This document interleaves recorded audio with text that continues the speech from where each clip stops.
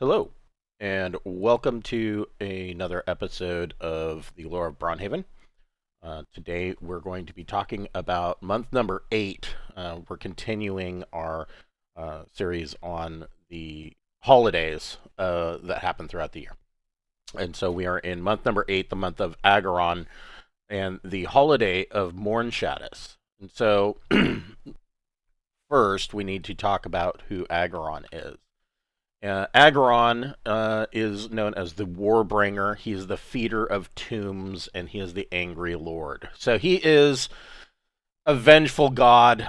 He is the generally known as the god of war. He is depicted as a gigantic cyclops in full plate armor, and he wields a huge iron maul that he uses to crack the earth with his hammering blows. Yeah, he's a fun guy. Um, and mortals, of course, fear him, but he is also coveted by the nobility and those of a military nature because it is his anger that will fuel individuals that can change the tide of battle and win the day. It is known that that Agaraon himself has actually prompted many of the largest wars in history throughout the known world.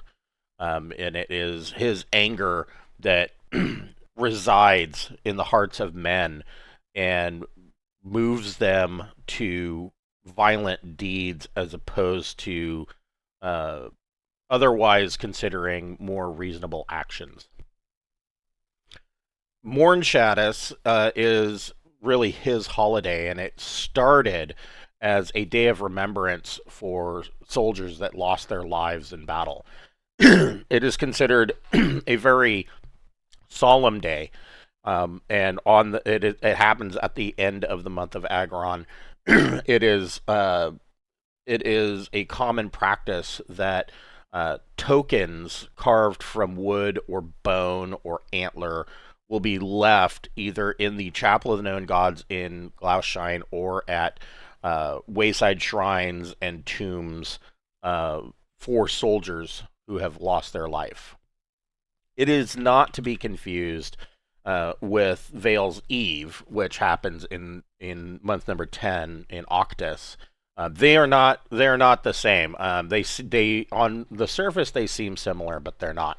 So the difference being, of course, Vale's Eve is the time when the veil, most commonly known as the ethereal plane, wobbles and gets close or touches the prime plane, and so that allows shades or the undead occasionally to cross over from the shadow realm through the veil into the prime plane, and vice versa. Mortals can cross over. But that's not what Mournshadus is. Mournshadus is literally a day of memoriam, and in the Gernwald language, which is the um, typical language that is spoken in the Glaucian Empire, Mournshadus is just a day of memorial. Now, it started as a day of memorial for soldiers, quite specifically, but it has kind of morphed into a day of commemorating the dead in general. um, I mean, Grandpa, who was a farmer his whole life, will now be honored on Mournshadus, as opposed to only, for instance, honoring his grandson who died in one of the many wars that have been fought throughout the world. The Glaucian Empire, as a on a general historically, hasn't had very many wars with other nations, and of course the most common reason for that is that even in the current age today, the Glaucian Empire would be more or less considered a fledgling country, and the the name empire is really, or the title of empire is really uh, a delusion of grandeur on the part of the rulers. of the Gaulian Empire. They planned for this to be much bigger than it truly was. The frontier kingdoms to the east, on the other side of the Grey Hills, are just that. They're frontier, and uh, while in the early history, the Gaulian Empire claimed them as being a part of the empire, that never truly was a situation. They more or less self-ruled, for better or ill. There's quite a bit of anarchy and lawlessness to the east of the Grey Hills, and so this term empire, none of the other countries, especially Arentus and Arabatia, one, the Gaulian Empire is too far away for Arabatia to send an army. Not that it's impossible, it's just, an army marches on its stomach, and that is a really long march for them to do. It's hard enough for the traders that make their way to the Gaulian Empire. And they have a much easier time of it because they usually travel in smaller caravans. But to march an entire army that far is going to be difficult. And of course, they could have come by sea, and the same holds true for Arentus. They're too far across the Dragon Sea, and that's not to say that their sailors couldn't make it. But then the question comes into mind: is it worth it? And so, most of the wars that the Gaulian Empire have fought were internal strifes.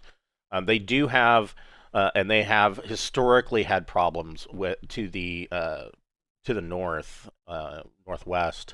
with the country of Stagina, and Stagina is, and that'll be a topic all of its own on in the future. But Stagina is generally populated by gargantuans, otherwise known as half giants, or what people refer to as half giants. And the average Stygian is about 7.5 feet tall, and built like a freight train, and they have a culture of raiding and pirating, or did. It is They are becoming more cultured in and of themselves and more civilized. But they would raid the southern coast of the Frostholm Sea into the Gaulian Empire, and they were a real problem. And so those are really the only battles that the Empire has fought. And you wouldn't really necessarily call them wars. Skirmishes, battles, yes, but not all out war where one side or the other laid siege. The Stygianians, of course, they lay siege to villages and towns, and at one time they even tried to lay siege to Glauchine, and they failed in that endeavor. But there's never been an all-out declaration of war. So, as far as as far as Mournshadus mourning soldiers, all of those soldiers died via internal conflicts, of which the Gaulian Empire has had many, and that is actually snowballing and getting worse in the current age because the Gaulian Empire is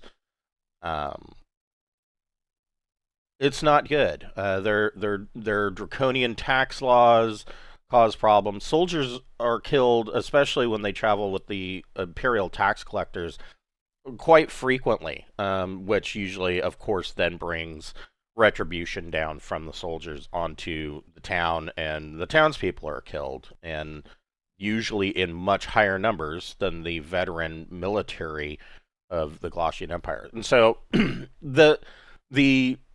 the meaning of the holiday has kind of morphed because it never made a whole lot of sense for the Empire to only worship their dead soldiers, because their dead soldiers, quite honestly, in many cases, have either died fighting a unjust battle internally with themselves, or they have fought, uh, against that empire, and so it has now morphed into this commemorative holiday for all of the dead, and it is a solemn time.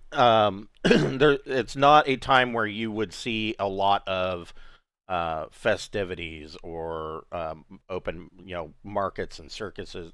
That doesn't happen on Mournshadus. It is a solemn day of solitude and reflection, and if there is any kind of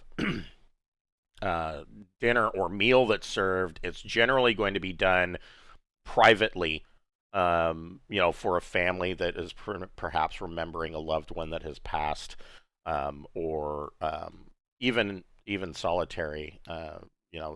The taverns and inns across the Braunhaven region, bards will go around the tavern for people on Mournshadus and ask them to tell them tales of their departed, and then we'll generally have a time where the bard will embellish those stories and perhaps put on a quiet performance before the fireplace in the tavern or inn, commemorating those dead. And so it is a quiet time. It is not a festive holiday. So that's Mournshadus. Next time we will be on the final holiday, the month of nine, or month number nine, the month of Septem, and the Festival of Harvesttide, which is a festive holiday. Thank you for watching, and we'll catch you next time.